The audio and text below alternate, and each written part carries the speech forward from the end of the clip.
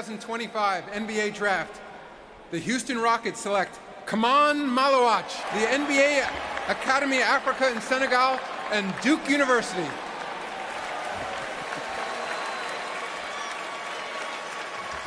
The clear emotion here for 𝐶𝐈𝐒 𝐒𝐒𝐿 and his family. You'll remember 𝐶𝐈𝐒 not only for his excellent rim protection at Duke, but also playing for the South Sudan team that lost to the United States by just a single point and caught the world's attention. 𝐶𝐈𝐒 is one of the remarkable stories of this draft. He grew up in Uganda after his family fled conflict-ridden South Sudan, and he picked up a basketball at 14 years old after a motorcycle cab driver stopped him walking down the street and said, "You're so tall, you should start playing basketball." You can see how much this dream realized means to him in this moment. He was discovered by the NBA Academy Africa in 2021, and talk to anyone around 𝐒𝐒𝐒𝐿, Bobby. He's an even more remarkable person than he is a player, and that is saying something. I mean, we're talking about him on the court, but certainly as a human being here, and when you look at what he's been able to do, certainly at last year at Duke, but the one story that keeps on sticking out to me is playing against Team USA, Kevin Durant and Joel Embiid, and seeing his mom, who he hasn't seen in years, walk down that aisle. And it wasn't those two players that intimidated him. It was that seeing his mom in the stands here, and truly one of the great stories of this year's draft. That you are delusional about your dreams. Tell the truth. Did that delusion include being drafted a lottery pick in the NBA? I mean, yeah, it included that, like me being delusional about my dreams, believing in myself that I'm going to make it to the NBA one day, and now I'm here in the NBA draft. Just got drafted. We also talked about the pride and all the folks that you are representing. What do you want to say about the people that have helped you get here, and in particular your roots in Africa? I mean, I'm here representing the whole continent. Living in Africa, I had the whole continent on my back, giving hopes to young kids, inspiring young kids and the next generation of African basketball. Specifically to your parents, Marid and Owang, what would you say to them as they're watching at whatever time it is where they're watching? I mean, I want to thank them so much for raising me the way they raised me, for making me such a good young man, and raising me the right way and showing me the good values of life. There's such a joy about you, 𝐶𝐈𝐒. Thank you for sharing that, and congratulations tonight. Thank you so much.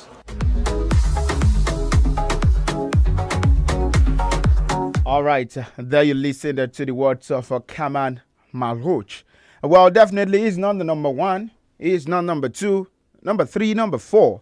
Neither is it number 9. But there you listen to the words of the 10th NBA pick for the 2025 NBA draft. Well, for the Houston Rockets, they selected that 𝐒𝐒𝐿. That's the NBA Commissioner Adam Silver announced in the world's most popular basketball league highly anticipated draft night. That was in the New York. Well, we know that the NBA season was over with the Indiana Pacers, the Oklahoma City Thunders rather, getting the victory. And this is what we have at this point in time. Well, definitely living the dream of an African child. He had Africa on his back. You listen to what he said there. But definitely I will tell you that this man, born in Rumbek, South Sudan, raised in Uganda since he was 2, picked up interest in playing basketball after a border man told him he was too tall for his age, and he started playing at 14. And 4 years later, he is in top 10 of the NBA draft 2025. Well, definitely you see the dream, you live it, and you can achieve it. Good afternoon and welcome to today's edition of the program Scoreboard Reloaded, right on 32 FM 94.9. You are listening to the voice of Oluwatimilai SAMIES. You're good on the program this lovely afternoon, and you know that the program definitely is action-packed. From basketball stories, we'll discuss about football stories. Cristiano Ronaldo, he had coach, but the search for Al-Nassr for a new manager continues, with Cristiano Ronaldo, of course, signing a contract extension with the football club. But you talk about some other done deals. The 𝐾𝐾𝐁, the Hungarian international, well, he has joined the Liverpool Football Club, and Miles Lewis-Kelly, he has signed a contract extension also with Arsenal Football Club. Just before I came into the studio, there are still talks of Arsenal going for another centre-back who trains his game in Valencia, and a lot of Arsenal fans have seen or heard one or two from them saying Why is Arteta being the defensive coach? Sign a striker, man, and let's see if we can get the Premier League title. 21 years of wait now for the Gunners. Let's see if they can win in the 2025-2026 football season. The FIFA Club World Cup definitely is not off the radar, as we have teams who already are picking up the tickets to play in the next round. That's the round of 16 of the FIFA Club World Cup. But I want to tell you, the two Argentine sides who participated in the FIFA Club World Cup, they are out, while all 4 Brazilian sides, they are into the next round. That's the round of 16 of the FIFA Club World Cup. And also for Africa, the hopes of them are qualifying into the next round are rested upon the shoulders of Mamelodi Sundowns. But yesterday, after their 0-0 draw against the Fluminense, well, you tell that they were also out of the FIFA Club World Cup. But you tell that they racked up more points than any other African side for the European giants. Let's see if they can get more, the likes of Manchester City, Real Madrid, if they can get more points and add to their goal tally at this year's edition of the FIFA Club World Cup. So we discuss about that's the Wimbledon as well. Just 4 days to the third major Grand Slam of the year 2025. Well, the big three. Well, is there anything like big three presently? When we talk about men's table tennis, you mentioned Carlos Alcaraz, you mentioned Yannick Sinner, or maybe tennis, the big man. Not table tennis. Tennis. Why is table tennis in my head? Yes, there is a reason for that. Well, in Lagos next month, well, the top table tennis stars, of course, would gather that's in Lagos for the WTT Lagos contender. That's next month. And definitely, we get updates from all of that. But talking about tennis, is there anything like big three there in the world of men's tennis? Like I said, Yannick Sinner, Carlos Alcaraz, remember both players, they considered the finals of the Roland Garros. That was earlier this month. But for Novak Djokovic, the veteran amongst these guys, is he going to win his 24th major Grand Slam title? That is still something which definitely has been ongoing for 2 years now. But with all of this, we'll definitely discuss and touch this and more on today's edition of the program. But we'll start straight from basketball, which definitely is the talking point from what happened in the early hours of today. And I have Peter right here with me in the studio, and together we will do this. Good afternoon, Peter. Thank you for having me, and make a little bit of excuse for SAMIES. It's part of, I don't want to say committee, but it belongs to the table tennis body in Nigeria. So when he's mentioning table tennis, it's because his mind is already fixated ahead of that event happening in Lagos in July. So it's a pleasure having me, SAMIES, quickly. What a moment. And when you have the draft every year, there is this feeling you get on the continent of Africa. Mm-hmm. If it's not player from Kinshasa, somewhere in DR Congo, is one from the war-torn Sudan, either South Sudan or Sudan. And I begin to say to myself, even we've had Nigerian descent also in the NBA draft before, it shows that Africa is the place to be, maybe for the future.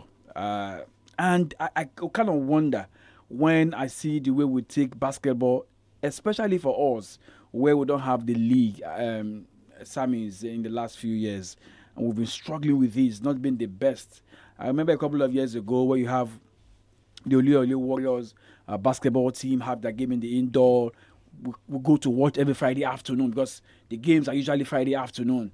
But to see the NBA draft again this year, I just knew that there's no way you have these names. You have the top 10, you have the top 20, and you'll not see one. And like you played from that excerpt a few minutes ago, you see how the profile was being read about that boy. Yeah. It was not the boy who took to gun, who said, you know what, an idle hand is the devil's workshop. Somebody saw him and said, you know what, you can do something with this height of yours. He can bring you something. Who was look 14?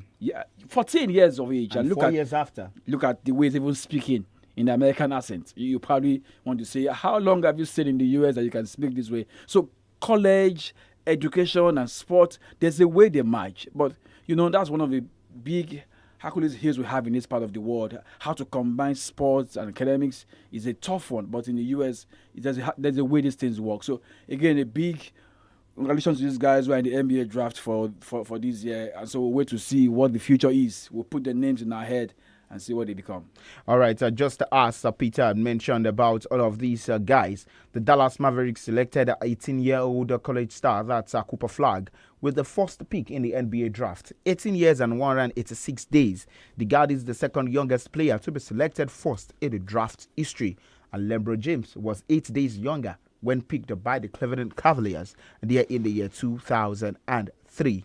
But you talk about the other players, Dylan Harper, picked by the San Antonio Spurs, 𝐃𝐈𝐒, that's by the Philadelphia 76ers, 𝐂𝐏𝐿 Compel, Charlotte Hornets, it's Bailey by the Utah Jazz, Trey Johnson by the Washington Wizards, Jeremiah Fears by the New Orleans Pelicans, 𝐒𝐑 by Brooklyn Nets, Colin Murray-Boyles, that's by the Toronto Raptors, and Kamran Maluch of the Phoenix Suns. Well, definitely, if there is one moment I am definitely happy that for what that Mahmoud has definitely achieved when we talk about his growth there in the world of basketball. But we'll move away from that also and quickly discuss about some other sporting stories where I made mention that is there anything like Big Three when we talk about the men's table tennis? Because for me, I feel that would be a big disrespect on Novak if we count him amongst the Big Three where we talk about the present tennis stars.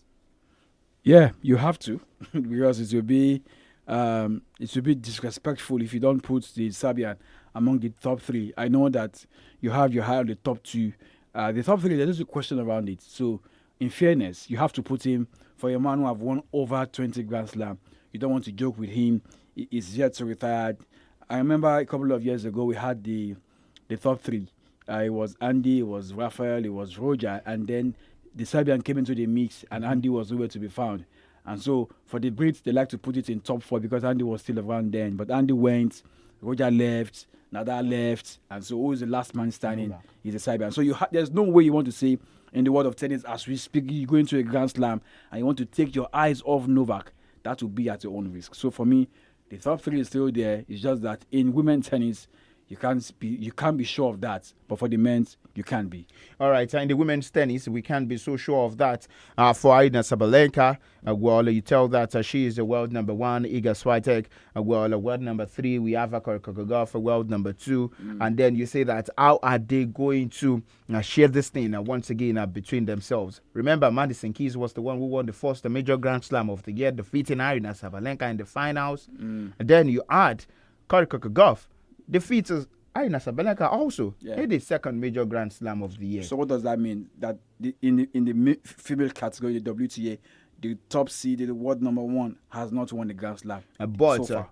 Made the finals. Because she's been winning those ATP, WTA 1000, WTA 500, and amassing points.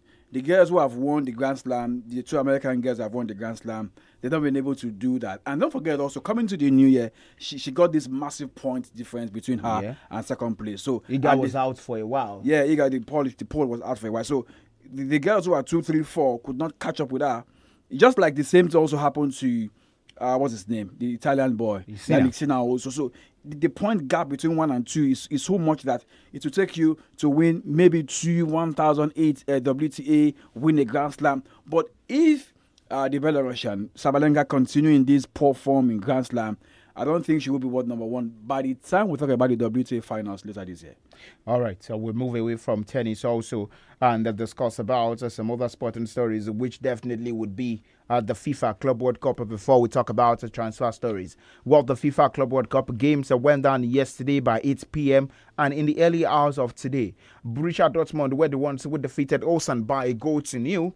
And then they talk about the Mamelodi Sundowns also are playing out a 0-0 draw against Fluminense. But one thing at this FIFA Club World Cup is that from all of the games played so far, no team has picked up maximum 9 points from 3 games played.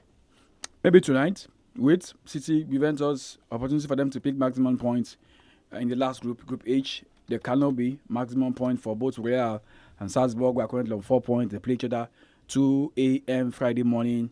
And in the early hours of this morning, Inter Milan and Montreal got their win. But SAMIES, the crazy scene I saw in the game between Inter Milan and River Plate is nothing to write home about. Yeah. And I've been trying to check to FIFA to see what FIFA will be saying, but there's no word yet. Same also apply with the game between what Pachuca and Real Madrid, when Uchija claimed that he was racially abused also. I'm also yet to hear anything from FIFA concerning that. So maybe FIFA, before we get into the round of 16, they will make a statement concerning that, and that of the case of Marcos Acuna, the Argentine international, and there's Dumfries,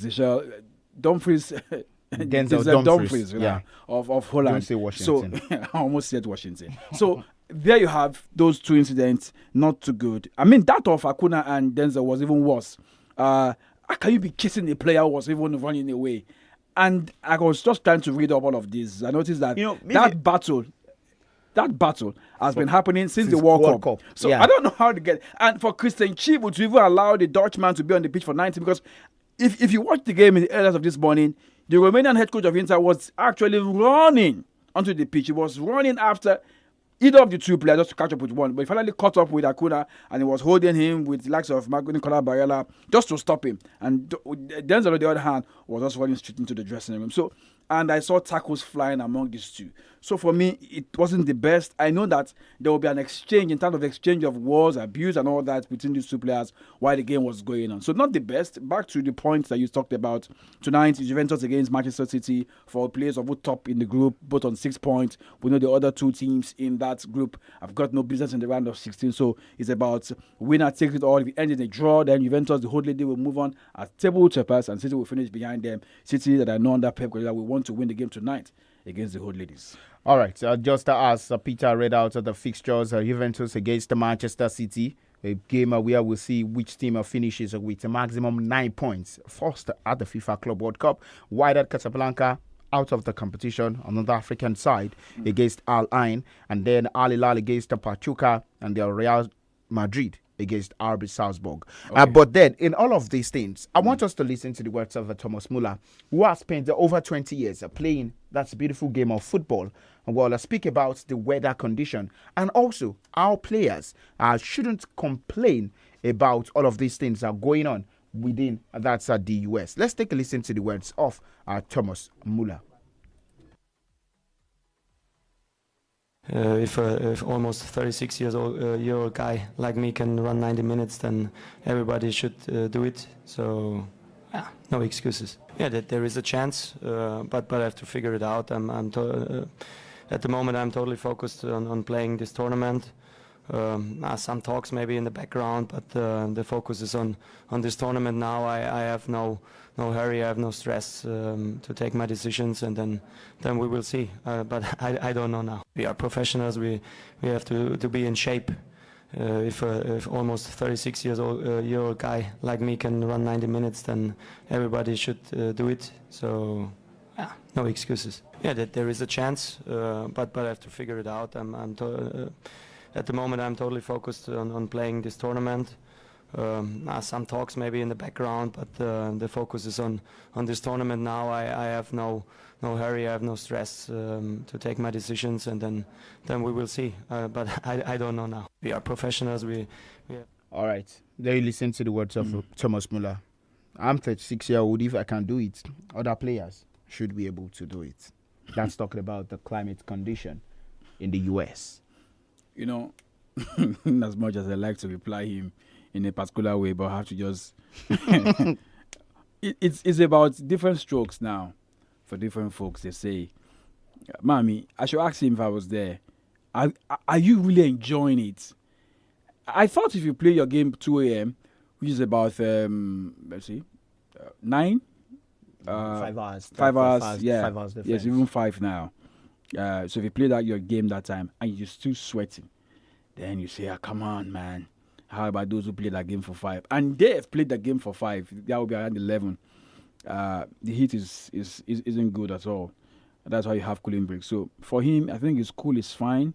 And some of these guys, actually, they like it when it's a bit hot because they've seen the extreme cold. And so when they have that feel, that's why you see some of them like to go to the US during vacation this time of the year. So it's cool, but hey, it isn't when you see these players after a long season and then they have to go play games under this kind of weather. That's why you see when the Europeans go for a preseason tour in the US, they don't play games 5-8. It's It's always 2, 3 a.m. Remember when you have the English club go play preseason games? It's always 12, 1, 2 because they have a reason for playing those games under the lights and to ensure that the fans also come out after work. So that means the other thing I've got to do with the World Club Cup. Sorry, I have to bring this on without you asking me, but let me just quickly share. Is maybe I'll ask you the question now because it's a question. Yes, Sammy. So for the 4 African teams that were this year's Club World Cup, how do you rate them?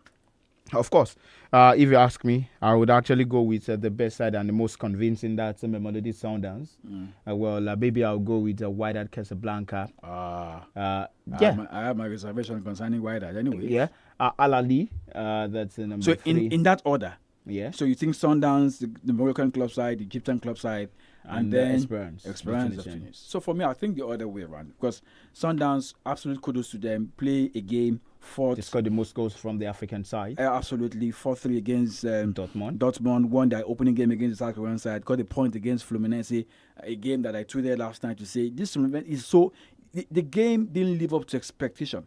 But I said kudos to the South African side, which show so much tenacity in that game. Yeah. Show so much belief. They did their ritual dance. Final third was poor because they did the playing, but they could not come back. The Brazilian side, Fluminense, left me a bit. Shook a bit because I kind of wonder, this is the Brazilian side playing this way. For me, that was bad. But talking about how they fared, Wydad for me was poor because they could not secure a single point. They have a game tonight, maybe airline, maybe they get a win, but they've been a bit negative for me in the 2 opening games against 2 European teams, against Manchester City and Juventus. They were playing low block.